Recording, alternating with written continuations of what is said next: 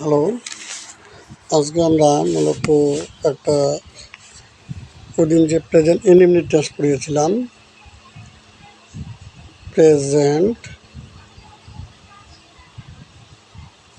Indefinite, present indefinite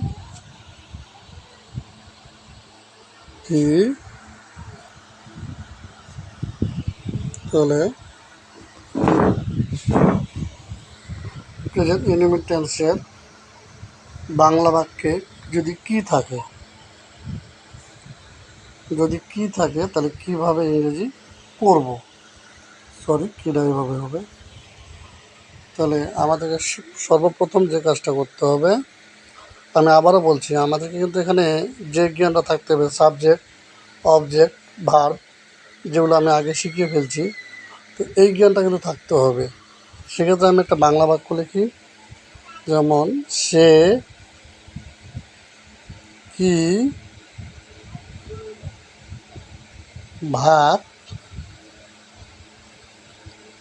খায়। এখানে তো প্রথম কথা আমার টেন্সটা চেনা। দেখো, এই যে রস্বই আছে। আমি প্রথম ক্লাসে বলছিলাম, যদি কোনো বাক্যের ভার্বের শেষে বাংলা ক্রিয়ার শেষে রস্বই থাকে, তাহলে সেটা হয় প্রেজেন্ট ইনডিফিনিট টেন্স। তাহলে আমি চিনে ফেললাম যে এটা প্রেজেন্ট ইনডিফিনিট টেন্স। এবার আসবো আমি, তাহলে এখানে আমার ভার্বটা কি? খায়। খায় হচ্ছে ভার্ব বা ক্রিয়া। আর সেটা কি? সেটা হচ্ছে সাবজেক্ট বা কর্তা, বাংলা যেটাকে বলা হয় কর্তা। আর ভার্বটা কি? ভার্বটা হচ্ছে বাকি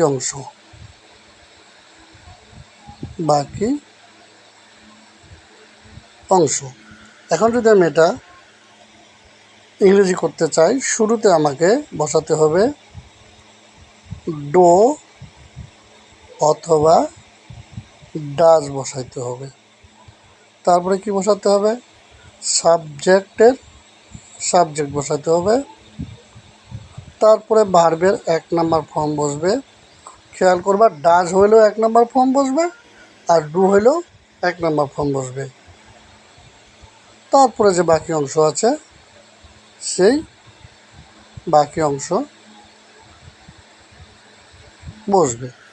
বসাইলাম। এখন আমি এটাকে ইংরেজি করতে যাই, তাহলে যেহেতু এখানে একটা প্রশ্ন হয়ে যায়, ডু কখন বসবে আর ডাজ কখন বসবে। তাহলে আমি আগে অনুবাদটা করে ফেলি, তারপর আমি বাকিটা লিখতেছি। যেমন ডাজ হি ইট রাইস। এখানে কি বলতো? প্রশ্নবোধক চিহ্ন বসবে। এবার আরেকটা দেখো, আমি কি আমি কি আমি কি ভাত খাই না, কিন্তু সব ঠিক আছে। সে কি ভাত খায়, আমি কি ভাত খাই, এখানে একটা পার্থক্য কোথায়? এখানে আছে সে, এখানে আছে আমি। দেখি এটা কি হয় আমাদের। দেখো, এটা হবে D, do, I eat rice. আমি কি ভাত খাই, হ্যাঁ।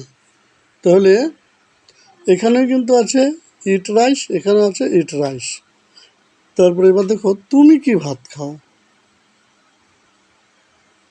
তুমি কি ভাত খাও। এটা হবে কিন্তু does, DOES, does you eat rice. এবার যদি এমন হয় যে, মনে করো নিতু কি ভাত খায়, নিতু কি ভাত খায়, তাহলে হবে does. Does Nitu eat rice. এখন হলো ডু এবং ডাজ কখন বসবে খেয়াল করো। ডু ডু আমি কখন বসাইছি বলো তো? এই যে আই ছিল তখন ডু বসাইছি, ইউ ছিল তখন ডু বসাইছি। এখানে হবে ডু ইউ, ডাজ হবে না, এখানে হবে ডু ইউ। তাহলে ডু কখন কখন বসবে? যদি আই থাকে তো ডু বসবে, যদি ইউ থাকে, যদি দে থাকে, যদি উই থাকে, যদি অনেকের নাম থাকে, অনেক অনেক বা প্লুরাল, প্লুরাল বা বহুবচন থাকে, তোমরা সে যে যেটাই বোঝো, তাহলে পরে কি বসবে? ডু বসবে। এবার ডাজ কখন বসবে খেয়াল করো। ডাজ, তাহলে স্বাভাবিক বলা যায় এ কয়টা বাদে বাকি সব সময় ডাজ বসবে।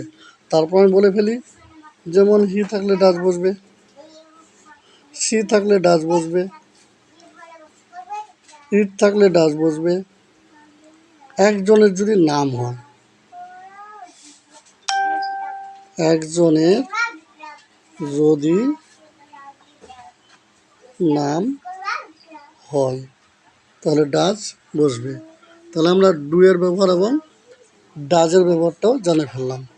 এখন যদি আমরা আবারও কিছু ট্রান্সলেশনে যাই, তাহলে শুরুতে কি বসবে? ডো বা ডাজ। তারপরে কি বসবে? সাবজেক্ট। তারপরে কি বসবে? ভার্বের 1 নম্বর ফর্ম। তারপরে কি বসবে? বাকি অংশ, বাকি অংশ প্লাস আমাদের যে ইন্টারোগেটিভ সেন্টেন্সের যে সাইন, প্রশ্নবোধক চিহ্ন। তাহলে এবার দেখো, সে কি স্কুলে যায়? সে কি স্কুলে যায়? তাহলে আমরা এবার শুরু করি কোনটা কি। দেখো, এটা হচ্ছে কি আমার সাবজেক্ট, তাহলে সাবজেক্ট কি? হি। ক্লিয়ার? এবার যায়, যায় কি আমার ভার্ব, যায় ইংলিশ কি? গো। তাহলে গেল। এবার বাকি অংশ কি? যদি স্কুল হতো শুধু, এটা বাকি অংশ, বাকি অংশ। শুধু যদি স্কুল হতো তাহলে হতো স্কুল, যেহেতু স্কুলে বলছে তার জন্য টু স্কুল। এখন যদি নিয়মটা খুঁজে বের করি, তাহলে ডু বসবে না ডাজ বসবে? যেহেতু হি আছে তাহলে ডাজ বসবে, তাহলে আমি ডাজ লিখলাম, D O E S, does. এরপর আমি কী লিখবো? সাবজেক্ট। সাবজেক্ট তো এই যে লেখা আছে সাবজেক্ট হি, তাহলে হি। তারপর কি? ভার্বের 1 নম্বর ফর্ম, এই যে গো, গো। তাহলে ডাজ হি গো, তারপর to school, to school. Clear? তাহলে আরেকটা দিই, রিনা কি একটি চিঠি লেখে, একটি চিঠি লিখে। তাহলে একই নিয়ম, এখানে সাবজেক্টকে রিনা, রিনা কি? একজনের নাম, এক জনের নাম, অর্থাৎ সিঙ্গুলার, রিনা। এবার কি? লিখে, তাহলে এটা কি হবে? রাইট। এটা হলো ভার্ব, ভার্বের 1 নম্বর ফর্ম। তাহলে সাবজেক্ট পেয়ে গেলাম রিনা, রাইট হলো ভার্ব। এবার একটি চিঠি লিখে, এ লেটার, এ লেটার। তাহলে প্রথমে আমি ডু না ডাজ হবে, যেহেতু একজনের নাম সেক্ষেত্রে ডাজ হবে, তাহলে লিখব ডাজ। তারপরে রিনা, ডাজ রিনা। তারপরে কি করব, ভার্ব লিখব, ভার্বের 1 নম্বর ফর্ম রাইট এ লেটার। তাহলে এই নিয়মে আমাদেরকে কী করতে হবে, আমাদের ট্রান্সলেশনগুলো করতে হবে। ধন্যবাদ সবাইকে। আসসালামু আলাইকুম ওয়া রাহমাতুল্লাহ।